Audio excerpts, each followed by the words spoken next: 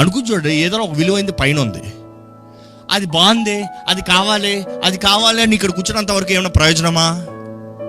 ఎలా పైకి ఎక్కుతా, లేకపోతే దాన్ని ఎలాగ కిందకు దింపుతా? You have to try. దేవుడు అంటాడు విశ్వాసం అనేది కేవలం నాకు అది కావాలని ఆశపడతాం మాత్రమే కాదు, కానీ అందుకని యాకోబు అంటాడు ఏమని, క్రియలు లేని విశ్వాసము వ్యర్థము. అరే నువ్వేం ప్రయత్నం చేయకుండా అది బాగుంది అంటే విశ్వాసం అంటే తప్పు.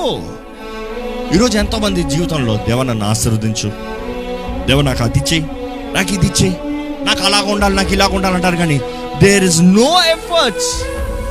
దేవుడు అక్కడ తెలియజేయబడింది, నీ చేతి పనిని ఆశీర్వదిస్తా. పనేది పని లేకుండా ఆశీర్వాదాన్ని కోరుతున్నా. ఎలాగా?